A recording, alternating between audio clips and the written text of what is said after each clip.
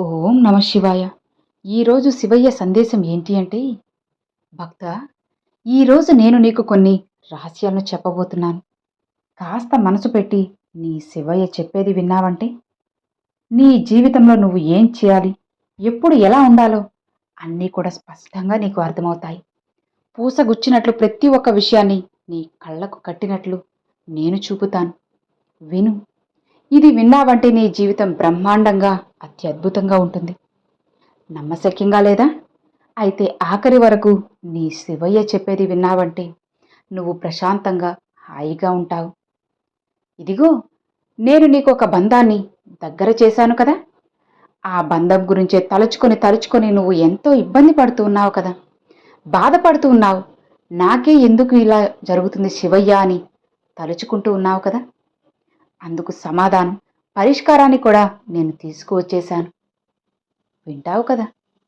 నీ శివయ్య కేవలం నీ కోసంగా పంపిన ఈ వాక్కుని ఏమాత్రం వదులుకో. నీకు మంచి జరుగుతుంది అని నీకు ఈ బంధాన్ని దగ్గర చేశాను. మరి నువ్వు నీ బంధం ఏం చేస్తున్నారు? చిన్న చిన్న మనస్పర్ధలు, ఒక చిన్న మాట వల్లే దాన్ని లాగి లాగి పెద్దది చేసి, చిన్నదాన్ని చాపంత చేసి దాన్ని రచ్చకెక్కుతున్నారు. నలుగురికి చెప్పి మీ పరువుని మీరే తీసుకుంటున్నారు. మీ ఇద్దరి మధ్య ఉన్న దాంపత్య జీవితాన్ని మీరే నాశనం చేసుకుంటున్నారు. ఇది ఎంతవరకు కరెక్ట్ చెప్పు? నువ్వే ఆలోచించు. నీ బంధం బాగుండడానికే కదా నేను ఇంతలా ప్రయత్నాలు చేస్తూ ఉన్నాను. ఇంతలా నీ జీవితం బాగుండడాన్ని నేను శ్రమిస్తూ కష్టపడుతూ ఉన్నాను. మరి అలాంటిది నీ శివయ్య ఇచ్చిన జీవితాన్ని నువ్వే వద్దనుకొని వదిలేస్తుంటే నేను మాత్రం ఎంతవరకని కాపాడగలను, ఎంతవరకని పట్టుకోగలను చెప్పు? నీ బంధాన్ని ముందు నువ్వే కాపాడుకోవాలి, నువ్వే పట్టుకోవాలి. ఆ తరువాతే ఆ బంధం నీతో శాశ్వతంగా ఉంటుంది. అలా కాకుండా ఏముందిలే అని వదిలేస్తూ వెళ్ళిపోతే తర్వాత నీ జీవితం ఏమైపోతుంది చెప్పు? చిన్న విషయాన్ని నువ్వు పట్టుకొని లాగి సాగదీయకుండా ఏం జరిగినా సరే నీ మంచికి అనుకొని సంతోషంగా ముందుకు వెళ్తూ ఉండు.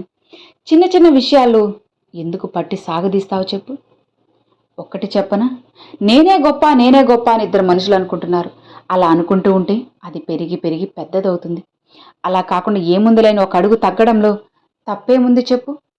బంధం కావాలి, నాతో శాశ్వతంగా ఉండాలి అనుకున్నప్పుడు కొన్ని విషయాలు తగ్గడం సహజం. తగ్గడంలోనే ప్రేమ ఉంటుంది. తగ్గి నెగ్గడంలో ఆ బంధం బలంగా ఉంటుంది. మనకి ఆ బంధం కావాలనుకున్నప్పుడు ఒక్కొక్కసారి నెగ్గడం కన్నా తగ్గడమే చాలా మంచిది అని గుర్తుపెట్టుకో. ఇది నీ శివయ్య మాటగా నువ్వు మనసులో పెట్టుకో. నీ శివయ్య ఏం చెప్పినా ఏం చేసినా నీకోసమే కదా, నీ మంచి కోసమే కదా. ఇలా నువ్వు నీ జీవిత భాగస్వామితో, నీ బంధంతో ప్రతిరోజు పూటకొక గొడవ రచ్చ పెట్టుకుంటూ ఉంటే నీ నువ్వు మనశ్శాంతిగా ఉండగలుగుతున్నావా? నీ కుటుంబం ప్రశాంతంగా ఉండగలుగుతున్నారా? నువ్వే చెప్పు. మీ సంతానం హాయిగా ఉంటున్నారా? లేదు కదా. అందుకే నేను చెప్పేది, జీవితాన్ని ఎప్పుడూ కూడా చిన్నాభిన్నం చేసుకోవద్దు. ఉన్న జీవితంతో సంతోషంగా జీవించు. ఈ శివయ్య అనుగ్రహం, ఆశీర్వాదం నీకు పుష్కలంగా ఉంది. ఇక నువ్వు నిశ్చింతగా ప్రశాంతంగా ఉండు. నీ శివుడే పార్వతీదేవికి అర్ధ శరీరం ఇచ్చాను కదా. మరి అలాంటిది నా భక్తుడివైన నువ్వు ఎందుకు నీ బంధాన్ని ఇంతలా ఇబ్బంది పెడుతున్నావు, ఇంతలా కష్టపెడుతున్నావు చెప్పు? కొన్నిసార్లు తగ్గడంలో తప్పేమీ లేదు. నేను నీదే తప్పు అని చెప్పి నేను నొక్కి నొక్కి చెప్పడం లేదు. ఒక గొడవ జరిగింది అంటే దాంట్లో ఖచ్చితంగా ఇద్దరి ప్రమేయం లేకుండా అస్సలు జరగదు కదా. ఇద్దరి అనుమతి లేనిదే అక్కడ గొడవ అనేది రాదు. కాబట్టి గొడవ అసలు ఎందుకు వచ్చింది, ఎక్కడ మొదలైంది అనేది తెలుసుకొని దాని ఈ క్షణమే దానికి ముగింపు అనేది ఇచ్చేసాయి. లేదంటే అది పెరిగి పెరిగి పెద్ద గాలివాన అవుతుంది. చిలికి చిలికి వానగా చేసుకోవడం ఎందుకు చెప్పు? ఇప్పటితో దానికి ముగింపు ఇచ్చేశావు అంటే మీ బంధం అనేది చాలా బలంగా, శాశ్వతంగా, అలానే సంతోషంగా ఉంటుంది. ఈ శివయ్య మీద నీకు నమ్మకం ఉంది కదా. ఇక ఎలాంటి దిగులు, అనుమానం పెట్టుకోకుండా నిశ్చింతగా ఉండు. ప్రశాంతంగా ముందుకు వెళ్ళు చాలు. మిగతావన్నీ నేను చూసుకుంటాను. నేను నీకు తోడుగా, అండగా, నీడగా ఉండగా ఏ దుష్టశక్తి, ఏ చెడు శక్తి కూడా నిన్ను, నీ నీడను ఏమీ చేయలేదు, తాకలేదు కూడా. ఇక హాయిగా ప్రశాంతంగా ఉండు. ఈ శివయ్య ఎల్లవేళ్ళ నిన్ను కాపాడుతూ కాపలా కాస్తూనే ఉంటాను. శ్మశానానికే కాదు, నా బిడ్డలకి కూడా నేను కాపలా కాస్తూ ఉంటాను. శివుణ్ణి నమ్ముకున్న నువ్వు నన్నే నమ్మి నా దారిలో వెళ్తూ ఉన్నావు. ప్రతి సోమవారం కూడా నా ఆలయానికి వస్తూనే ఉన్నావు. నేను చూస్తూనే ఉన్నాను. నా బిడ్డల్ని నేను అనుగ్రహించకుండా, ఆశీర్వదించకుండా ఉంటానా చెప్పు?